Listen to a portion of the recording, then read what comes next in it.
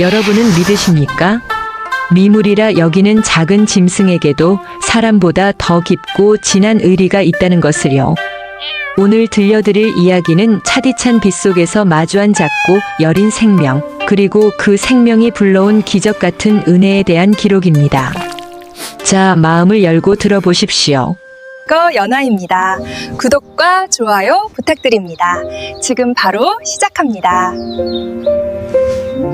수백 년 전 가난한 선비의 초가 삼간에 깃들었던 따뜻하고 신비로운 전설이 시작됩니다. 옛날 옛적 한양 도성에서 멀리 떨어진 깊은 산골 마을에 박씨성을 가진 젊은 선비가 살고 있었습니다. 워낙 찢어지게 가난하여 다 쓰러져가는 초가 삼간에 근근히 비바람만 피하고 살았지만 성품이 대쪽같이 올곧고 마음씨가 비단결 같아 마을 사람들의 칭송이 자자했지요. 그날도 여느 때와 다름없이 장마가 져서 며칠째 억수 같은 비가 쏟아지던 밤이었습니다. 박진사는 빗물이 새는 천장 밑에 옹기 그릇을 받쳐두고 심지가 다 타들어가는 희미한 호롱불 아래서 공자부활, 맹자왈 글 읽기에 여념이 없었습니다. 뱃속에서는 꼬르륵 소리가 요동을 쳤지만 글 읽는 소리로 허기를 달래며 밤을 지새우고 있었더랬죠. 그런데 한참 글에 빠져있던 박진사의 귀에 빗소리를 뚫고 아주 작고 애처로운 소리가 들려왔습니다. 야옹, 야옹. 처음에는 바람 소리인가 싶었으나 귀를 기울일수록 그것은 분명 다 죽어가는 짐승의 신음소리였습니다. 마음 여린 박진사가 어찌 그냥 지나칠 수 있었겠습니까? 그는 읽던 책을 덮고 낡은 삿갓 하나를 눌러쓴 채 비바람 몰아치는 살인문 밖으로 나섰습니다. 칠흑 같은 어둠 속에서 더듬더듬 소리가 나는 곳을 찾아가 보니 다 허물어진 돌담 밑 물이 고인 웅덩이 속에 작은 생명체 하나가 빠져 허우적거리고 있었습니다. 그것은 태어난 지 얼마 안 된 새끼 고양이였습니다. 어미를 잃었는지 비에 쫄딱 젖어 온몸을 사시나무 떨듯 떨고 있었는데 이미 기력이 다해 울음소리조차 제대로 내지 못하는 지경이었지요. 아이고, 이 가여운 것을 어찌할꼬. 박진사는 주저없이 진흙탕 속에 무릎을 꿇고 고양이를 두 손으로 조심스럽게 건져 올렸습니다.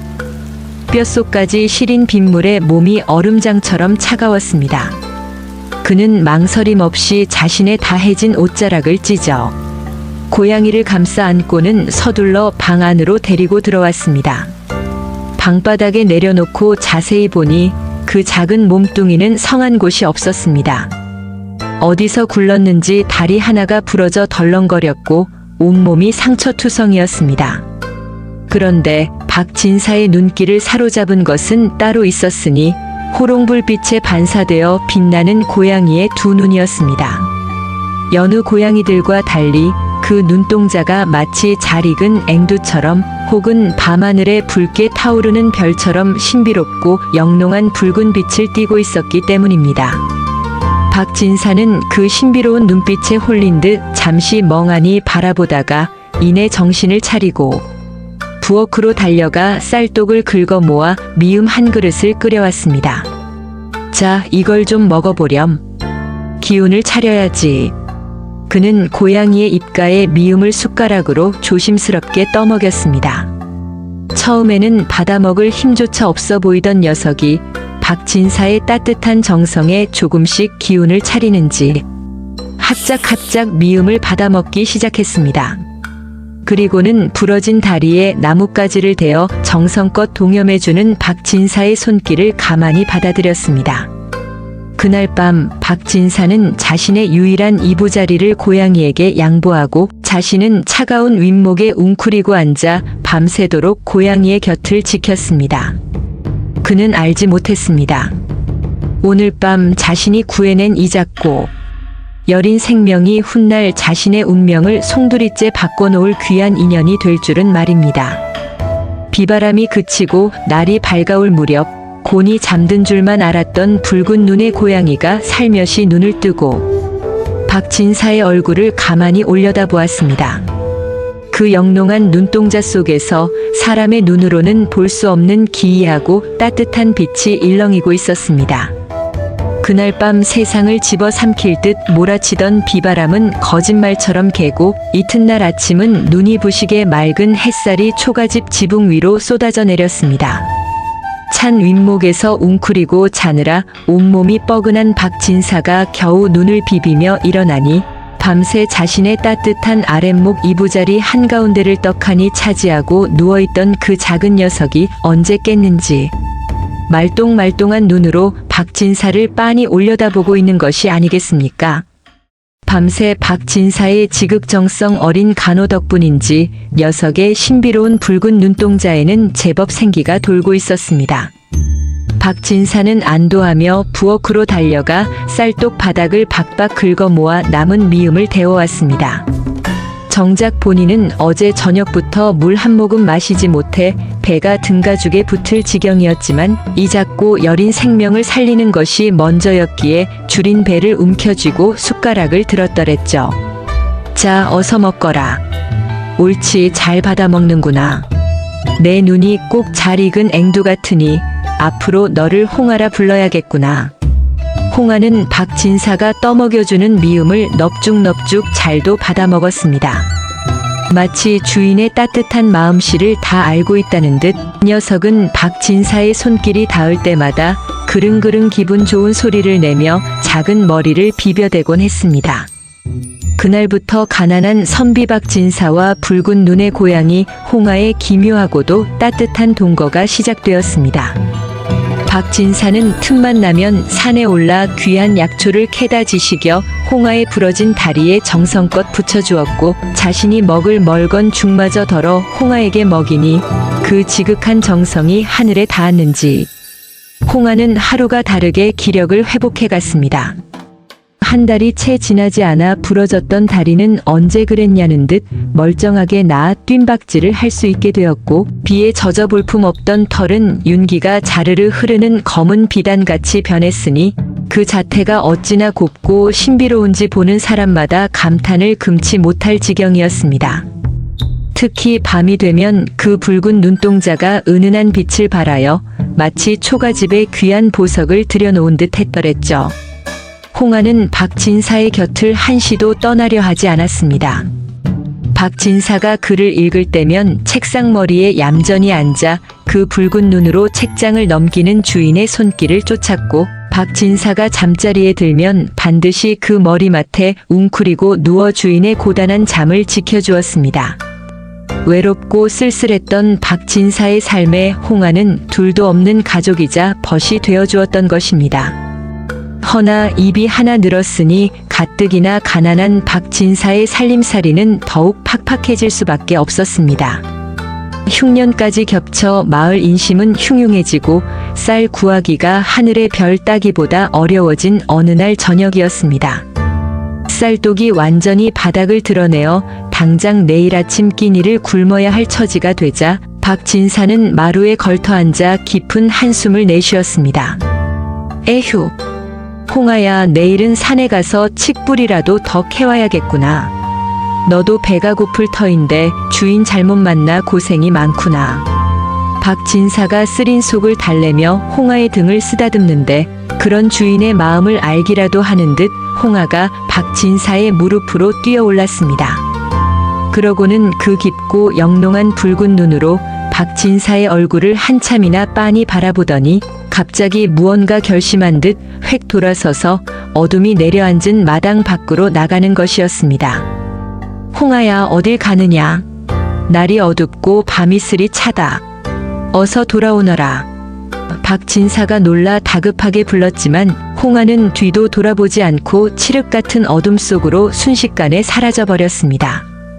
평소 밤에는 절대 집 밖을 나가는 법이 없던 홍아였기에 박진사의 걱정은 이만저만이 아니었습니다.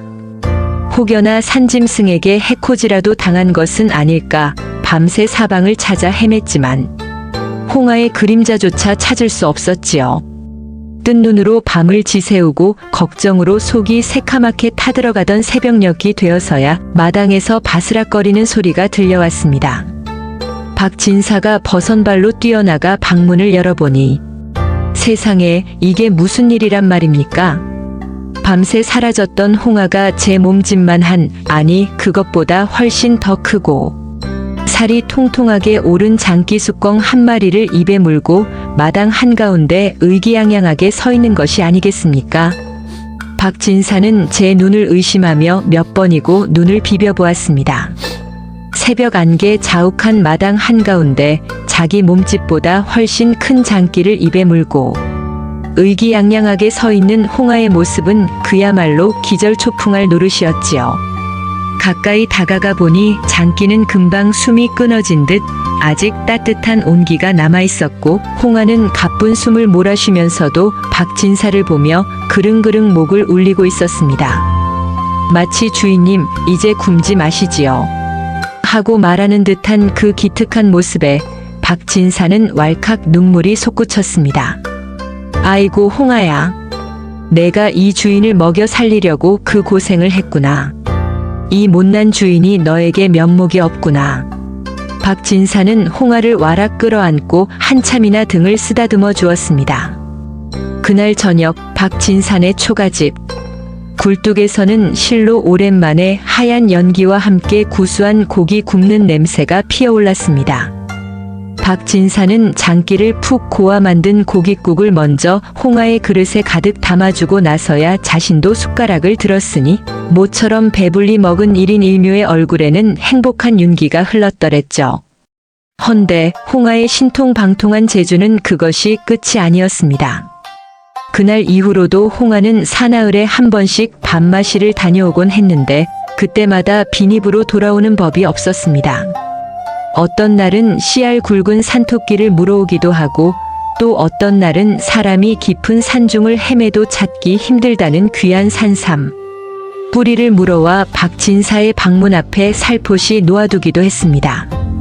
심지어 하루는 지나가던 보부상이 흘린 것인지 흙투성이가 된 은전 몇잎이 담긴 낡은 주머니를 물어오기까지 했으니 박진사는 그저 입을 다물지 못할 지경이었습니다. 참으로 기이한 일이로다. 내가 그저 평범한 고양이가 아님은 진작 알고 있었으나 이토록 큰 복을 불러오는 영물일 줄이야. 홍아가 물어온 귀한 약초와 은전 덕분에 박진사의 곤궁했던 살림살이는 눈에 띄게 피기 시작했습니다.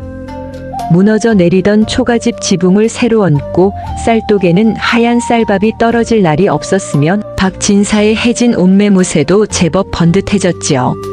마을 사람들은 하루아침에 팔자가 핀 박진사를 보며 조상님 묘자리를 잘 썼나 보다 산신령님이 도우셨나 보다 하며 부러움 섞인 수군거림을 쏟아냈습니다.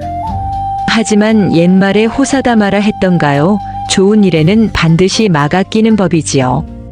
박진사의 집에 깃든 기이한 행운은 이내 마을에서 가장 탐욕스럽고 심술궂기로 소문난 부자 최참봉의 귀에까지 들어가고 말았습니다.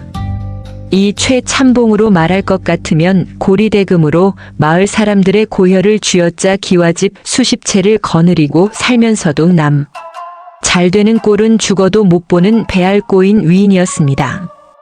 특히 평소 찢어지게 가난하면서도 꼿꼿한 선비 노릇을 하던 박진사를 눈엣 가시처럼 여겨왔던 터라 박진사가 갑자기 잘 살게 되었다는 소식에 배가 아파 견딜 수가 없었더랬죠. 뭐라? 그 땡전 한 푼 없던 박진사 놈이 집을 고치고 쌀밥을 해먹는다고 필시 도둑질을 했거나 무슨 흉계를 꾸민 게 틀림없다. 내 당장 그놈의 집에 가서 사단을 내고 말 테다. 심술보가 잔뜩 난 최참봉은 험상궂은 하인 서넛을 거느리고 박진사의 집으로 들이닥쳤습니다. 마침 박진사는 마루에 앉아 홍아의 털을 빗겨주고 있었는데 살인문을 박차고 들어오는 최참봉의 기세가 어찌나 흉흉하던지 마당의 닭들이 놀라 푸두덕거릴 지경이었습니다. 최참봉의 탐욕스럽게 번들거리는 눈이 박진사를 훑어내리더니 이내 박진사의 무릎 위에 얌전히 앉아있던 붉은 눈의 고양이 홍아에게 딱 멈추어 섰습니다. 순간 홍아의 붉은 눈동자가 서늘하게 빛나며 최참봉을 똑바로 응시했고 최참봉은 저도 모르게 등골이 오싹해짐을 느꼈습니다. 박진사는 갑작스러운 최참봉의 난입에 당황하면서도 서둘러 일어나 예를 갖추려 했습니다. 허나 이미 심술보가 잔뜩 난 최참봉의 눈에는 박진사의 점잖은 태도마저 그저 비위 상하는 꼴값으로 보일 뿐이었지요. 에이 퇴. 빈대도 낯짝이 있다더니 이 찢어지게 가난한 선비놈이 벼락부자가 되더니 아주 상전 노릇을 하려 드는구나. 내 이놈 박진사. 당장 이실 찍고 하여라. 대체 무슨 흉계를 꾸몄기에 하루아침에 이리 호의호식하는 게냐. 필시 관아의 곡간을 털었거나 도적대와 내통한 것이 틀림없을 게야. 최참봉은 다짜고짜 삿대질을 해대며 터무니없는 억지를 부리기 시작했습니다. 죄 없는 사람을 도둑으로 모는 것도 모자라 당장이라도 관아에 끌고 갈 기세였으니 박진사로서는 기가 막히고 코가 막힐 노릇이었습니다. 참봉 어르신, 어찌 그리 험한 말씀을 하십니까? 소생은 하늘을 우러러 한 점 부끄러움 없이 살았습니다. 이 모든 것은 그저 하늘이 보살피고 조상님이 도우신 덕분이온데 어찌 도둑 취급을 하신단 말씀입니까? 박진사가 억울함을 호소했지만 최참봉에게 그런 말이 통할 리 만무했습니다. 오히려 박진사가 발뺌을 한다며 길길이 날뛰더니 그의 탐욕스러운 시선이 다시금 박진사의 무릎 위에 웅크리고 있는 홍아에게로 향했습니다. 조상님이 도왔다고. 허 지나가던 개가 웃을 소리. 내 듣자 하니 내 놈이 요상하게 생긴 고양이 한 마리를 끼고 돈다던데 필시 저 요물이 무슨 해괴한 요술을 부린 게 틀림없다. 어디서 감히 그런 부정한 짐승을 집안에 들이고 혹세무민을 한단 말이냐. 최참봉은 고래고래 소리를 지르며 하인들에게 눈짓을 했습니다. 여봐라. 당장 저 요물을 잡아들여라. 내 손수 가죽을 벗겨 저 붉은 눈가를 뽑아버리고 이놈은 관아로 끌고 가서 아주 혼찌검을 내줄 테니. 최참봉의 말이 떨어지기가 무섭게 험상궂은 하인들이 박진사에게 달려들었습니다. 힘없는 선비인 박진사가 어찌 장정 서넛을 당해낼 수 있었겠습니까? 그는 순식간에 바닥에 내동댕이 쳐졌고 하인들은 그의 품에서 필사적으로 저항하는 홍아를 억지로 떼어내 자루 속에 처박아 버렸습니다. 홍아야, 안 된다. 이놈들아, 차라리 나를 잡아가거라. 그 불쌍한 짐승은 아무 죄가 없단 말이다. 박진사가 피를 토하듯 절규하며 매달렸지만 최참봉은 콧방귀를 뀌며 자루에 갇힌 홍아를 향해 비릿한 웃음을 흘렸습니다. 죄가 있고 없고는 내가 정한다. 이 요물은 내 관아에 넘겨 요술 부린 죄를 톡톡히 물을 터이니 그리 알아라. 최참봉은 박진사를 마당에 내버려 둔 채 발버둥 치는 홍아가 담긴 자루를 들고 의기양양하게 대문을 나섰습니다. 박진사는 흑투성이가 된 채 땅을 치며 통곡했지만 이미 때는 늦어버렸습니다. 자신의 생명의 은인이자 가족이나 다름없는 홍아를 저 탐욕스러운 자의 소나귀에 빼앗겨버리고 만 것입니다. 끌려가는 자루 속에서 마치 박진사의 마음을 찢어놓으려는 듯 애처로운 고양이 울음소리가 들려왔습니다. 야옹, 야옹. 그 소리는 박진사의 가슴에 깊이 박혀 지워지지 않는 한으로 남게 되었습니다. 홍아를 빼앗긴 그날 밤 박진사는 뜬 눈으로 밤을 지새웠습니다. 자신의 무력함에 대한 자책과 홍아에 대한 걱정으로 억장이 무너져 내리는 듯 했습니다. 그는 결국 결심했습니다. 내일 날이 밝는 대로 관아로 달려가 사또에게 억울함을 호소하고 홍아를 되찾아오겠노라고 말입니다. 하지만 박진사는 알지 못했습니다. 최참봉이 꾸민 음모가 얼마나 비열하고 치밀한지, 그리고 홍아를 되찾기 위한 길이 얼마나 험난하고 위험한 가시밭길이 될지를 말입니다. 날이 밝자마자 박진사는 관아로 달려갔습니다. 평소 깐깐하기로 소문난 사또 앞에서 그는 억울함에 북받쳐 피를 토하듯 호소했습니다. 죄 없는 짐승을 잡아간 최참봉의 횡포를 고발하고 자신의 결백을 주장하며 홍아를 돌려달라고 눈물로 애원했지요. 허나 사또의 반응은 싸늘하기 그지없었습니다. 이미 최참봉이 먼저 손을 써두었던 것입니다. 최참봉은 전날 밤 사또에게 뇌물을 잔뜩 먹이고 박진사가 요괴 같은 고양이를 이용해 마을 사람들을 현혹하고 재물을 훔쳤다는 거짓 상소를 올려놓은 뒤였습니다. 네 이놈 박진사, 감히 신성한 관아에서 거짓을 고하느냐. 내 놈이 요물을 부려 혹세무민한 죄가 명백하거늘 어디서 발뺌을 한단 말이냐.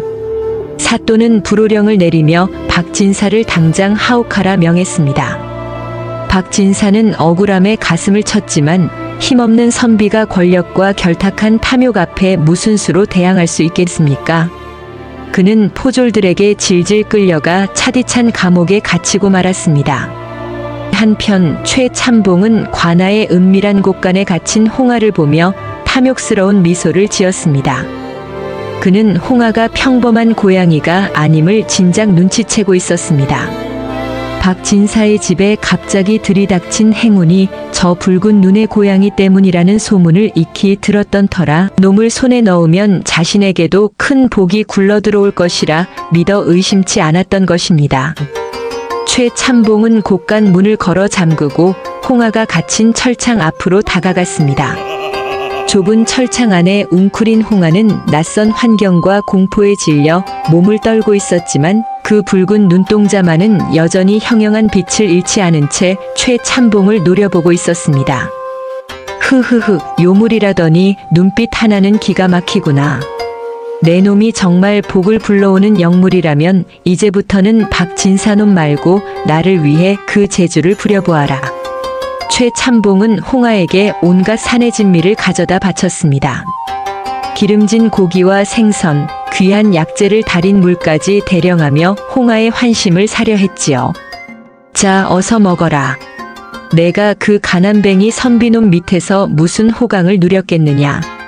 앞으로 나를 주인으로 섬기면 평생 배고를 일 없이 부귀영화를 누리게 해줄 터이니 어서 내 신통력을 보여보란 말이다. 하지만 홍아는 거들떠보지도 않았습니다. 최참봉이 내민 산의 진미는 입에도 대지 않은 채 오직 감옥에 갇힌 주인이 있는 방향만 하염없이 바라보며 구슬프게 울어댈 뿐이었습니다. 야옹, 야옹.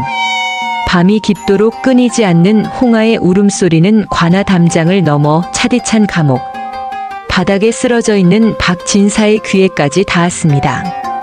그 소리에 박진사는 가슴이 미어지는 듯한 고통을 느꼈습니다. 홍아야, 미안하다. 이 못난 주인을 만나서 내가 무슨 고생이냐. 박진사는 하염없이 눈물을 흘리며 홍아의 이름을 불렀습니다. 그 시각 홍아 역시 좁은 철창 안에서 주인의 목소리가 들려오는 방향을 향해 작은 앞발을 뻗으면 마치 자신을 기다려달라는 듯 간절한 울음소리를 토해내고 있었습니다. 최참봉은 자신의 회유에도 꼼짝 않는 홍아의 태도에 화가 머리끝까지 치밀어 올랐습니다. 이 고얀 놈이 감히 주인이 주는 밥을 마다해? 내 놈이 언제까지 버티나 보자. 내 기어이 내 놈의 항복을 받아내고 말 테다. 그는 며칠 동안 홍아에게 물 한 모금 주지 않고 굶기는가 하면 철창을 두드리며 위협을 가하기도 했습니다. 하지만 그럴수록 홍아의 저항은 더욱 거세졌고 그 붉은 눈동자에는 주인에 대한 변치 않는 충심과 자신을 가둔 자에 대한 깊은 분노가 서리기 시작했습니다. 탐욕의 눈먼 자와 은혜를 잊지 않는 영물의 팽팽한 대립 속에 관아에는 점점 불길한 기운이 감돌기 시작했습니다. 과연 홍아는 최참봉의 소나귀에서 벗어나 주인을 구할 수 있을까요? 한편 억울한 누명을 쓰고 차디찬 감옥에 갇힌 박진사의 신세는 말이 아니었습니다. 퀴퀴한 곰팡이 냄새가 진동하고 빛 한 줄기 들지 않는 토굴 같은 감옥 바닥에 거적대기 하나 깔고 앉아 들어오는 것이라고는 꽁보리밥 한 덩이와 소금국이 전부였으니 선비의 허약한 몸이 버텨낼 재간이 없었지요. 하루가 다르게 야위어가던 박진사는 정신이 혼미해지는 와중에도 오직 홍아 걱정뿐이었습니다. 밤마다 열에 들떠 헛소리를 하면서도 홍아의 이름을 불렀고 꿈속에서도 자신을 애타게 찾는 홍아의 울음소리가 들려와 가슴을 쥐어뜯으며 괴로워했습니다. 홍아야, 부디 살아만 있어 다오. 이 주인이 널 지켜주지 못해 미안하구나. 박진사가 감옥 바닥에 엎드려 피눈물을 흘리던 그 시각, 최참봉의 인내심은 바닥을 드러내고 있었습니다. 며칠을 굶기고 달래고 협박을 해도 저놈의 요물단지는 당최 말을 들어먹지 않았기 때문입니다. 금은 보화는커녕 쌀 한 톨 물어오지 않고 밤낮으로 구슬프게 울어대며 주인을 찾는 통에 최참봉은 신경이 날카로워질 대로 날카로워져 있었더랬죠. 에이 퇴, 복을 불러오는 영물은 무슨, 아주 상전이 따로 없구나. 내가 내 놈에게 드린 공이 얼마인데 감히 이 주인을 능멸하려 들어. 술에 잔뜩 취해 눈이 시뻘개진 최 참봉이 홍아가 갇힌 곳간으로 비틀거리며 들어섰습니다. 그의 손에는 몽둥이 하나가 들려 있었는데 탐욕이 채워지지 않자 그 화풀이를 죄 없는 짐승에게 하려는 심산이었지요. 최참봉은 철창을 몽둥이로 쾅쾅 내리치며 고래고래 소리를 질렀습니다. 내 이놈, 오늘 밤 안으로 금덩이를 내놓지 않으면 내 놈의 그 잘난 붉은 누나를 쏙 뽑아버리고 가죽을 벗겨 장터에 내다 팔 것이다. 어디 한번 재주를 부려보란 말이다. 협박에 못 이겨 금방이라도 항복할 줄 알았던 홍아. 허나 녀석의 반응은 최참봉의 예상을 완전히 빗나갔습니다. 철창 구석에 웅크리고 있던 홍아가 천천히 몸을 일으켜 세우더니 털을 바짝 곤두세우고 최참봉을 정면으로 노려보기 시작한 것입니다. 그리고 녀석의 입에서 지금까지 들어본 적 없는 낮고 위협적인 으르렁 소리가 새어나왔습니다. 크르릉. 하악. 순간 최참봉은 주춤 뒤로 물러섰습니다.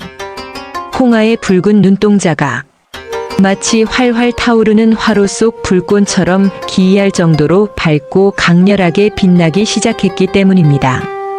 그 빛은 어두컴컴한 곳간 안을 대낮처럼 환하게 밝힐 정도였는데 그 속에 담긴 기운이 어찌나 서슬퍼런지 천하의 남봉꾼인 최참봉조차 오금이 저릴 지경이었습니다. 에이, 이 요물이. 최참봉이 공포를 이기려 몽둥이를 휘두르려는 찰나였습니다. 우르릉 쾅. 마른 하늘에 날벼락이라도 친 듯 바깥에서 엄청난 천둥 소리가 울려 퍼지더니 삽시간에 세찬 비바람이 몰아치기 시작했습니다. 곳간 문이 덜컹거리고 지붕이 날아갈 듯 흔들리는 와중에 홍아의 붉은 눈빛은 점점 더 강렬해져만 갔습니다. 그것은 단순한 짐승의 분노가 아니었습니다. 은혜를 원수로 갚는 인간의 추악한 탐욕에 대한 영물의 준엄한 경고이자 폭발하는 분노였던 것입니다. 기이한 붉은 빛과 폭풍우 속에서 최참봉이 겁에 질려 뒷걸음질 치는 사이 굳게 잠겨있던 철창문이 자물쇠가 마치 보이지 않는 손이 만지기라도 한 것처럼 저절로 덜그럭거리기 시작했습니다. 우르릉 쾅. 하늘이 찢어질 듯한 천둥 소리와 함께 번개가 번쩍이자 어두컴컴한 곳간 안이 순간 대낮처럼 환하게 밝혀졌습니다. 그 찰나의 빛 속에서 최참봉이 본 것은 스스로 덜그럭거리다 툭하고 끊어져 나가는 무쇠 자물쇠와 천천히 열리는 철창문이었습니다. 살려주게. 내가 잘못했네. 천하의 남봉꾼. 최참봉도 눈앞에서 벌어지는 기이한 현상 앞에서는 오금이 저려 털썩 주저앉고 말았습니다. 그는 몽둥이를 내던지고 두 손을 싹싹 빌며 뒤로 물러섰지만 등 뒤는 이미 차가운 벽이었습니다. 철창을 빠져나온 홍아는 더 이상 작고 연약한 고양이가 아니었습니다. 녀석의 몸에서는 아지랑이처럼 붉은 기운이 뿜어져 나오고 있었고 형형하게 빛나는 두 눈은 마치 죄 지은 자의 영혼을 꿰뚫어보는 저승사자의 눈빛과도 같았습니다. 홍아가 최참봉을 향해 천천히 다가오자 바깥의 폭풍우는 더욱 거세져 곳간 지붕의 기왓장이 날아가고 문짝이 덜컹거렸습니다. 마치 천지신명이 이 영물의 분노에 동조하는 듯 했더랬죠. 야옹 홍아가 낮게 울음소리를 내자 최참봉의 눈앞에 믿을 수 없는 광경이 펼쳐졌습니다.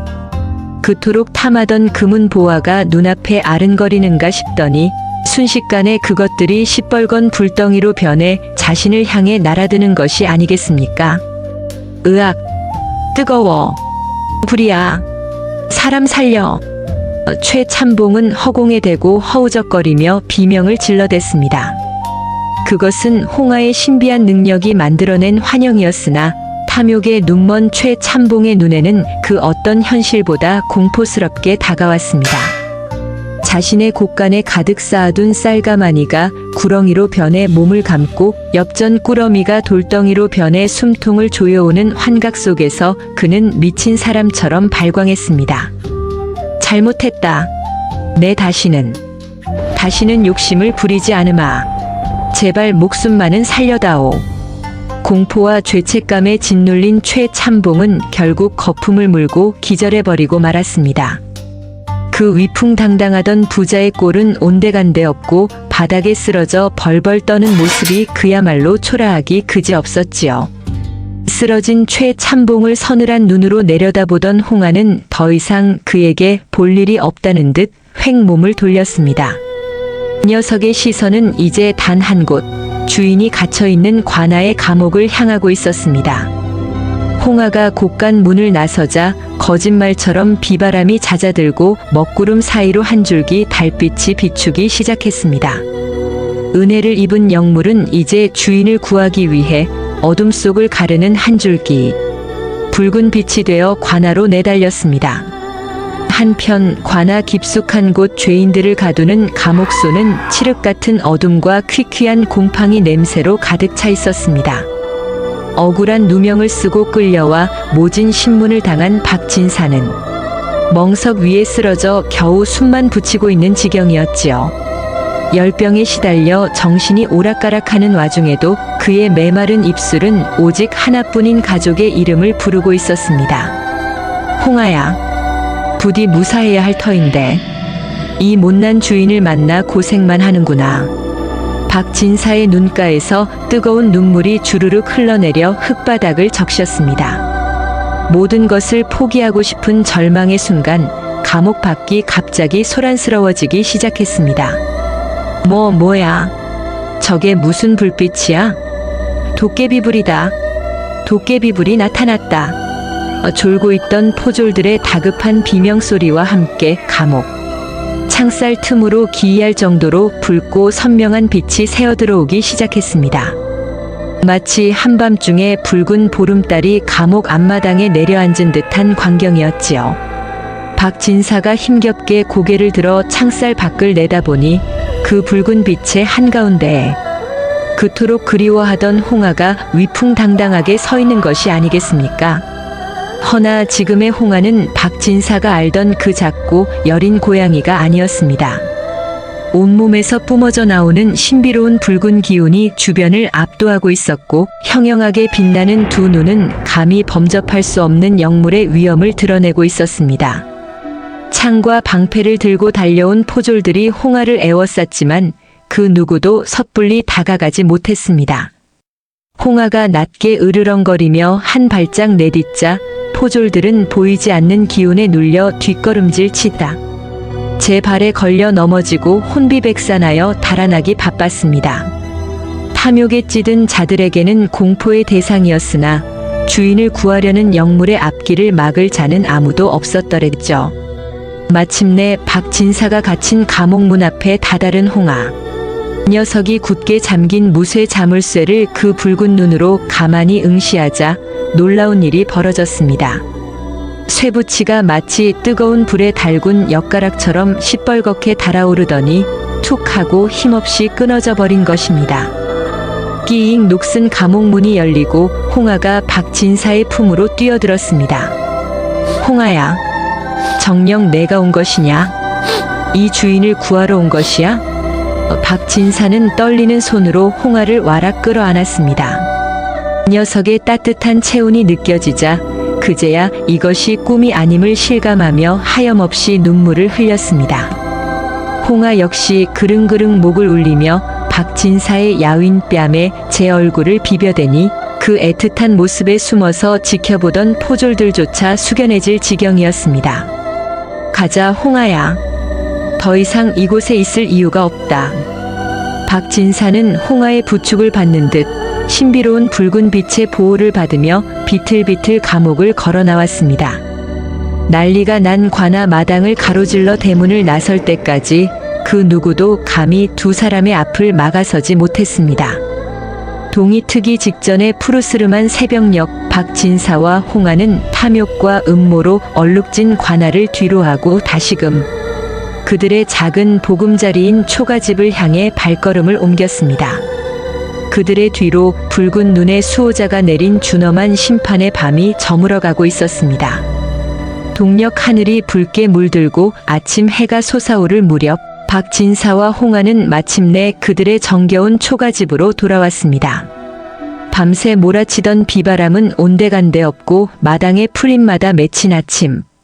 이슬이 영롱하게 빛나며 두 사람을 반겨주었지요. 간밤의 그 엄청난 소란이 마치 한바탕 꿈처럼 느껴질 만큼 평온한 아침이었습니다. 허나 날이 밝자 마을과 관아는 발칵 뒤집히고 말았습니다.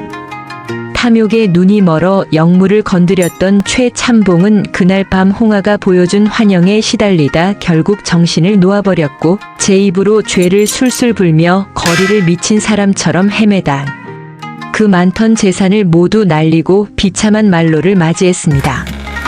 또한 뇌물을 받고 죄 없는 박진사를 가두었던 사또 역시 때마침 당도한 암행어사에게 그 비리가 낱낱이 밝혀져 파직을 당하고 귀양길에 오르게 되었으니 실로 사필귀정이라 모든 일은 반드시 바른 길로 돌아온다는 옛말이 하나 틀린 것 없었더랬죠.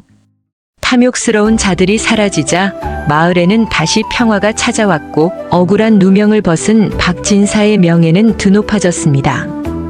홍아가 물어다준 복 덕분에 박진사의 집안은 날로 번창하여 초가집은 번듯한 기와집이 되었고 곳간에는 쌀이 썩어날 정도로 가득 찼으나 박진사의 올곧고 선한 마음씨는 결코 변하는 법이 없었습니다. 그는 과거의 자신처럼 가난하고 힘없는 이웃들에게 곳간을 열어 아낌없이 베풀었고 굶주린 짐승들을 보면 그냥 지나치는 법 없이 거두어 먹였습니다. 마을 사람들은 그런 박진사를 살아있는 부처님이라 칭송하며 존경에 마지 않았지요. 그리고 그 모든 평화로운 나날들 곁에는 언제나 붉은 눈의 고양이 홍아가 함께했습니다. 홍아는 더 이상 밤마다 산짐승을 물어오거나 신비한 도수를 부리지는 않았지만 늘 박진사의 무릎을 지키며 그 영롱한 붉은 눈으로 주인을 바라보았습니다. 신기하게도 홍아가 박진사의 집에 머무는 동안에는 그 어떤 도둑도 나쁜 병마도 사악한 기운도 감히 그 집 문턱을 넘지 못했다고 전해집니다. 세월이 흘러 박진사와 홍아의 이야기는 그 마을을 넘어온 나라의 아름다운 전설로 퍼져나갔습니다. 사람들은 비 오는 날 길 잃고 떨고 있는 작은 생명을 마주칠 때면 박진사의 이야기를 떠올리며 따뜻한 손길을 내밀었고 그럴 때마다 세상 어딘가에서는 크고 작은 기적 같은 보온의 역사가 쓰여졌다고 합니다. 미물이라도 받은 은혜는 결코 잊지 않으며 진심을 다해 베푼 친절은 반드시 더 큰 복이 되어 돌아온다는 것을 저 붉은 눈의 수호자가 증명해 보인 셈이지요. 오늘 밤 혹시 여러분의 창가에 비에 젖은 작은 손님이 찾아온다면 부디 따뜻한 눈길 한번 건네주시길 바랍니다. 혹시 아나요? 그 작고 여린 생명이 여러분의 삶에 잊지 못할 기적 같은 이야기를 선물해 줄지 말입니다.